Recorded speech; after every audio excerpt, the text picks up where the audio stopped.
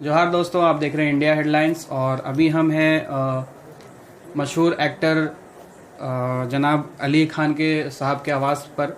और अभी उनसे बहुत ही ख़ास मुद्दों पे बात होगी कि वो अभी रांची के सरजमी पे आए हुए हैं और उनका यहाँ आने का रीज़न क्या है, वो किसी ख़ास मकसद के लिए आए हैं, क्या है नहीं है, उस टॉपिक पे अभी बात होगी। तो आइए उनसे बात करते हैं। उससे पहले सर, आपका हमारे चैनल में बहुत बहुत स्वागत है, वेलकम है। बहुत आप मुंबई से रांची तक का सफ़र किए हैं, तो हम बहुत अननेसेसरी टॉपिक पे बात नहीं करेंगे आपसे।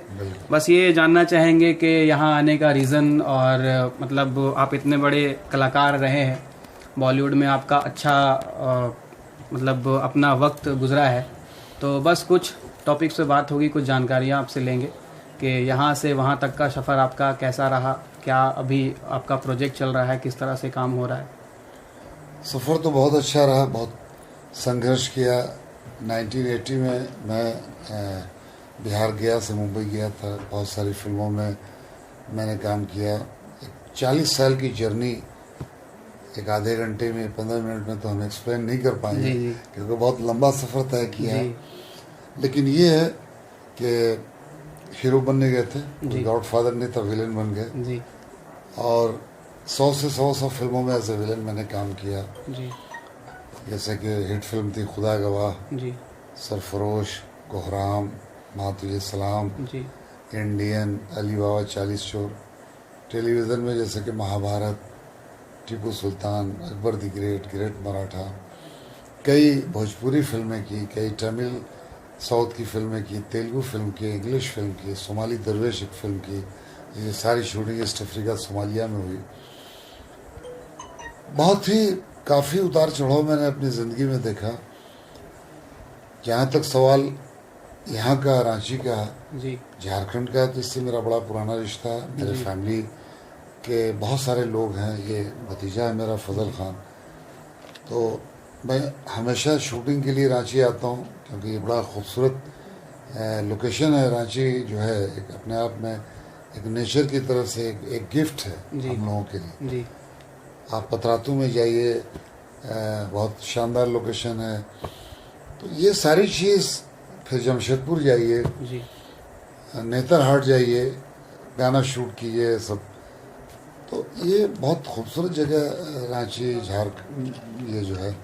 तो मेरी कोशिश होती है जब भी मैं यहाँ आऊँ, शूटिंग के लिए आऊँ, तो मेरे दिल में हमेशा ये होता था कि एक रांची में एक स्टूडियो बनना चाहिए जी। जो बहुत पहले हमने, पिछली सरकार को भी हमने एक फ़ाइल दी थी और हमने डिमांड किया था रांची का जी। और फिर मैंने कहा था कि एक कमेटी बनाई जाए जो जिसके तहत हम सब लोग कमेटी में हों और कमेटी के लिए काम करें और एक स्टूडियो बने, जिससे यहाँ के बहुत सारे कलाकारों को काम मिलेगा, यहाँ के बिजनेस का बढ़ावा मिलेगा। और फिर जब रांची में शूटिंग होगी तो फिल्म इंडस्ट्री में इसकी चर्चा होगी, तो लोग आएंगे, शूट करेंगे, काफ़ी लोगों को रोजी रोटी मिलेगी फिल्म लाइन। मतलब बेसिकली आपने अब डिसाइड किया कि झारखंड में एक अच्छा लेवल पे काम करना है। हाँ, एक अच्छा लेवल पे काम करना चाहिए। और चूंकि यहाँ के लोग कमिटेड हैं, जो कमिटमेंट होता है वो पूरा करते हैं जी। तो ये मेरी कोशिश है और मैं कोशिश कर रहा हूँ कि कल हेमंत सोरेन जी से मिलूं और अपनी बात को रखूं। चूँकि पिछली गवर्नमेंट जब बीजेपी की सरकार थी तब मैंने अपनी बात रखी थी, लेकिन फिर वो सरकार का एक टर्म पूरा हुआ, तो मैं हेमंत जी से कोशिश कर रहा हूँ कल मुलाकात करके मैं ये अपना प्रस्ताव रखूँ। सर, देखा जाए तो झारखंड एक बहुत छोटा एरिया है और यहाँ के लोगों में ड्रीमर पर्सन्स बहुत हैं, बट उनको वैसा जगह मिल नहीं पाता है जिससे वो अपने ड्रीम को अचीव कर पाएँ। तो उसको लेके आप मतलब यहाँ पे स्टूडियो अपना सेटअप करना चाह रहे हैं। सर, बस हम बैक पहले जाना चाहते हैं कि आप झारखंड से बिलोंग करते हैं, तो मैं बिहार से बिलोंग। अच्छा, बिहार से बिलोंग करते हैं आप। तो पहले तो बिहार झारखंड सेम ही था। तो उस टाइम मतलब आपके दिमाग में कैसे ख्याल आया कि हम बॉलीवुड तक का सफ़र तय करेंगे, या हम हीरो बनना चाहते हैं, या ऐसा? शुरू से ही मेरी कोशिश थी, मैं ड्रामे वगैरह में काम करता था अपने गांव में, जो मेरा नेटिव प्लेस है, जहाँ पैदाइश हुई, मैगरा चोना।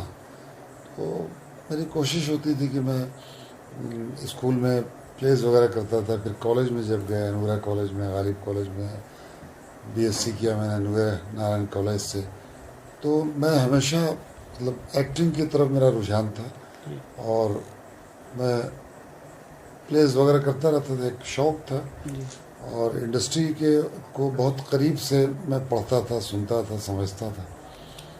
फिर एक ऐसा दौर आया कि 5 सितंबर 1980 को हम मुंबई गए और वहाँ जाने के बाद काम शुरू किया। और पहली दफ़ा जब हम मुंबई घूमने गए थे अपने बड़े बहनोई मरहूम रहमानी खान साहब के साथ, तो मेरी जो मुलाकात हुई थी अमिताभ बच्चन जी से हुई थी और रंजीत जी से। और एक ज़माना ऐसा है कि अमिताभ बच्चन जी मेरे बेटे की भी शादी में और बेटी की भी शादी में और मैंने कई फिल्में उनके साथ फिल्मों में काम भी किया जी।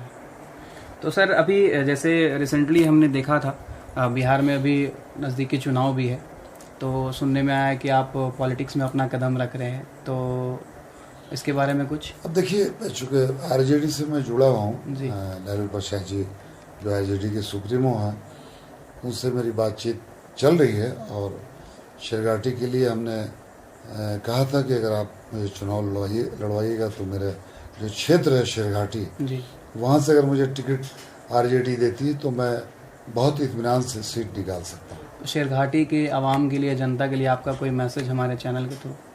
बस यही कि अब तो चुनाव मुझे लगता है कि 28 अक्टूबर को शेरघाटी में होना चाहिए और 2 से 3 दिन में कैंडिडेट का डिक्लेरेशन भी हो जाएगा।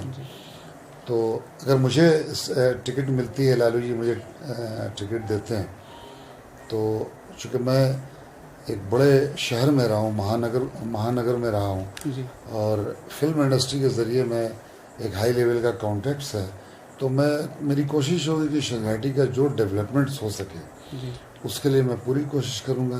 कुछ फैक्ट्रीज, बड़े बड़े बिजनेसमैन हैं जो चाहते हैं कि कोई बीच का मीडिएटर हो जिसके ज़रिए कोई फैक्ट्री को वहाँ प्रोजेक्ट किया जाए, लगाया जाए, तो ऐसा मैं काम करूँगा। अगर आरजेडी की सरकार बनती है और तेजस्वी जी सीएम बनते हैं तो ज़िला शेरघाटी को बनाने की पूरी कोशिश की जाएगी। बहुत सारे मसले हैं, अब पहले तो टिकट मिल जाए, उसके बाद फिर जीत जाए। मैं प्रे करूँगा कि आपको टिकट मिले। एक लास्ट क्वेश्चन है सर,